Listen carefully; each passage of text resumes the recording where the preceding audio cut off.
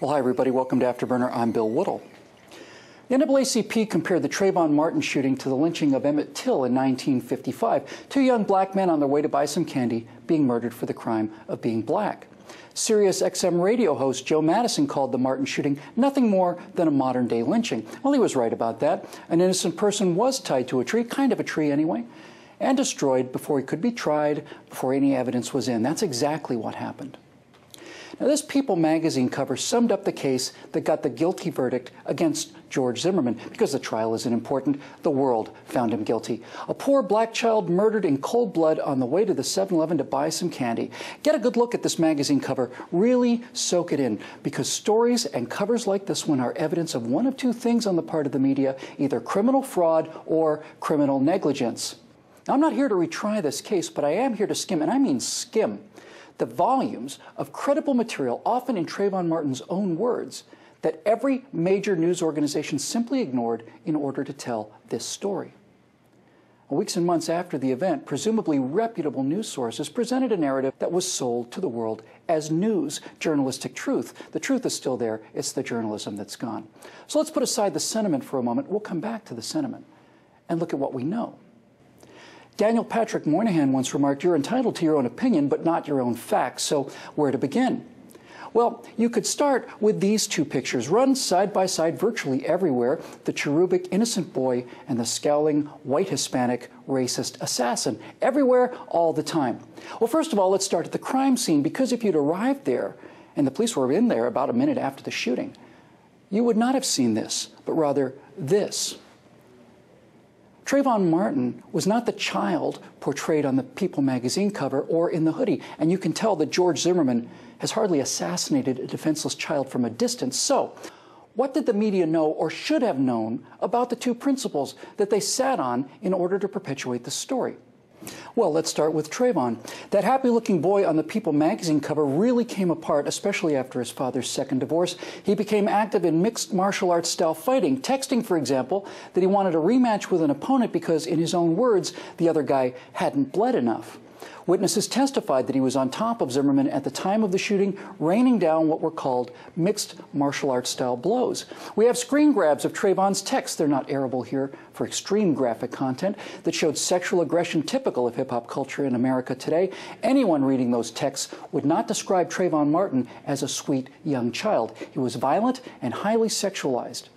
And then things start to get even more serious, because a search of Trayvon's locker at school revealed a burglary tool and several pieces of stolen property, including jewelry. Incredibly, well, it would have been incredible at one time, Dade County school officials decided to list that as found property rather than stolen property. If they listed it as stolen property, a police report would have been required, which would reflect badly on black crime rates in the school system, so it was ignored. Now, nevertheless, Trayvon had been suspended several times for behavioral issues in the months leading up to the shooting. And then there's the issue of the candy and the iced tea. Now, we were told that Trayvon, again, an innocent child, simply went to the store to buy some candy and some iced tea. But it wasn't just any candy, and it wasn't iced tea. It was Skittles candy and a drink called Arizona Watermelon Fruit Juice Cocktail. Here's the can found at the shooting scene. The prosecution continually kept up this deception by referring to this drink as iced tea, and some have speculated that they did so to avoid the racial stereotype of black people and watermelon, but there's a much better explanation. Because if you take Arizona Watermelon Fruit Juice Cocktail, a bag of Skittles, and add simple cough syrup, you get a cheap codeine-based drink called lean. Now, there's an entire online subculture devoted to the use of lean, which Trayvon was familiar with. We have screen grabs of him trying to score some codeine online and instead being told he could make some fire-ass lean using cough syrup, Skittles, and Arizona Watermelon Fruit Juice Cocktail. Seems a bit of a coincidence to me that the only two items he picked up out of the entire 7-Eleven were 2/3 of the ingredients needed to make lean. Now, additionally, we have a report from his autopsy that reveal a form of liver damage in this otherwise healthy young man just a few days short of 18 that are consistent with the kind of trauma that excessive lean usage does to an otherwise healthy liver.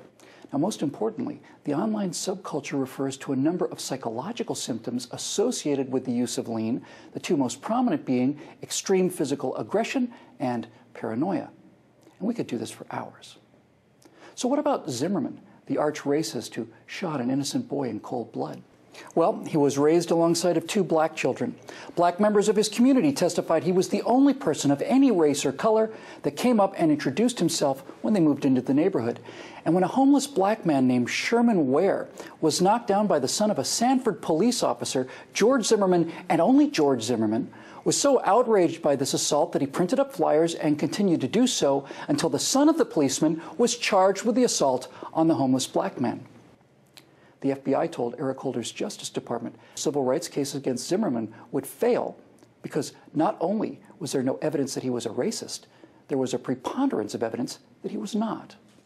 His was not a white gated community, but a multicultural one, and one in which he seems to have been pretty nearly universally liked and admired. A breakdown of the times and distances between the video recording of Trayvon in the 7-Eleven, the 911 call, and the time of the shooting showed that Trayvon was not being pursued by Zimmerman. He'd had ample time to reach his destination, about 4 minutes to go 100 yards. Trayvon had actually gone about 30 yards in that time. He was waiting for Zimmerman. Now, maybe the lean had made him paranoid and aggressive. We don't know. That's speculation. But what isn't speculation is that George Zimmerman was lying on the ground calling repeatedly for help. Why would he call for help if he was determined to kill this person? With Trayvon Martin, who was several inches taller, astride him, raining down mixed martial arts blows and telling him he was going to die that night. And when Trayvon started bashing his skull against the cement, Zimmerman thought, pretty reasonably, in my opinion, that if he didn't act, he would indeed die that night. Which is why the police did not charge him and refused to charge him until the President and Attorney General of the United States brought overwhelming political pressure in contradiction of all the evidence for a prosecution. Now remember, no one in the jury was allowed to know about the lien, the burglary, the altered mental state, the history of violence, none of it. And they acquitted George Zimmerman anyway. Those are the facts. How do we know this? Is it because of the in-depth reporting of the New York Times, the Washington Post, or the Miami Herald? No. None of them were interested in any of this. Most of this comes to light through the internet and among many dedicated researchers, especially the works of Jack Cashel at American Thinker and Sundance at the Conservative Treehouse. Now, I know some of you are snorting, Conservative Treehouse, American Thinker, typical right-wing liars, but the problem with that is this is not speculation. It's Trayvon Martin in his own words. Go look. It's screen grabs of his texts. It's his own Facebook posts. It's the actual autopsy report. It's sourced. It's evidence. It's called journalism. There's no journalism in places like the New York Times. These facts were available to anyone. That a few individuals could find them without resources and without pay proves that there's no journalism in places like the New York Times. You know, the definition of tragedy is something terrible that didn't have to happen. Should George Zimmerman have gotten out of his truck that night? I think of all the people in the world saying no, he would be at the top of the list. And if it weren't for the political correctness, Trayvon Martin might have gotten charged with his earlier burglaries. Would that have scared him or his parents into changing his direction? No one knows. Now, after the verdict, this image appeared. It's meant to connect Trayvon Martin with Martin Luther King. And of all the things in this wretched lynching of George Zimmerman, this is the most disgraceful. Why is there a Martin Luther King Day and not, say, a Jesse Jackson Day or an Al Sharpton Day or a Louis Farrakhan Day?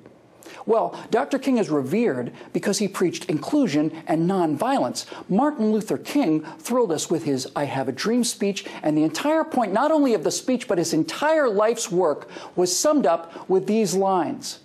I have a dream that my 4 little children will one day live in a nation where they will be not judged by the color of their skin, but by the content of their character.